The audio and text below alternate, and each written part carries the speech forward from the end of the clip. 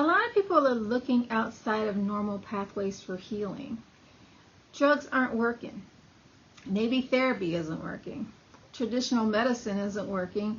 And we are checking out spiritual healers, faith healers, plant medicine, shaman, energy medicine. Awesome stories, sell books, get followers, make headlines, but there's something important that might be missed.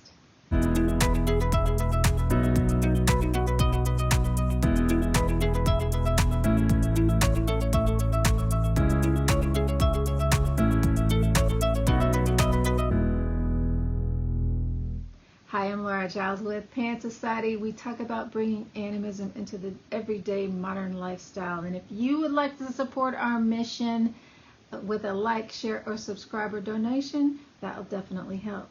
And if you want to know more, you're invited to join our private Facebook group and chat with people like you.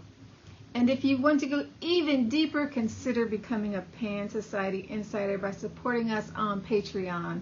We have perks for our supporters, but we also have free events that are posted in our private Facebook group. So you are welcome to do whatever calls to you. I think that one of the things that is giving animism a boost is the open attitude towards spiritual types of healing. There's magic in crystals, your own hands, plants, prayers, and all kinds of things. And we talk about how healing our ancestors helps us to heal ourselves. It's all really spiritual and feels really good. So what could be the downside? Well, in traditional animist society, we know our healers. They're part of our community. They aren't someone we find on Yelp or on a Facebook ad. They aren't people who wrote a book or have some really neat sounding bios. We have a relationship with them, or we know somebody who knows them. And there are touch points. A lot of times we hear about a modality and say, that's what I want. And then we go find somebody who does it.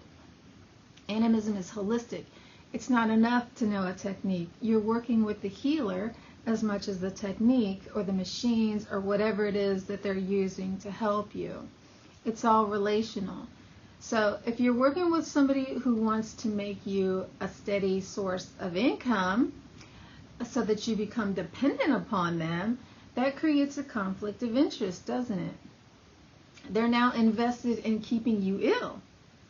If you're working with someone who wants to keep you close because your attention feeds their ego or makes them feel important, again, there's a conflict of interest. You've all heard stories of helpers who take sexual advantage of their clients. When someone is taking you into the darkest parts of your soul, they're nurturing you throughout the worst thing in your life, they're helping you and they aren't judging you. Through that process, it's real easy to feel like you have a deep connection with them or even love them. It may feel like mutual attraction, but it's a violation of your vulnerability, and it's not ethical to do something like that. And then, of course, there are those who just prey on people who are vulnerable. So that happens too. I recently talked to someone who had a really nice session with a healer. They clicked and got friendly, and then her spidey senses went off, and it was like the healer was setting her up for something, and all the nice things she did were suddenly, it just felt wrong or off. And when we're not being congruent with ourselves or our motives, it shows up. So trust that feeling.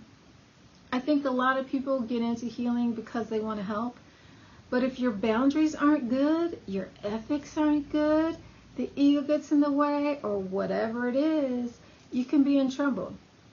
Sometimes it could be that the person just isn't qualified to do what they say they are doing.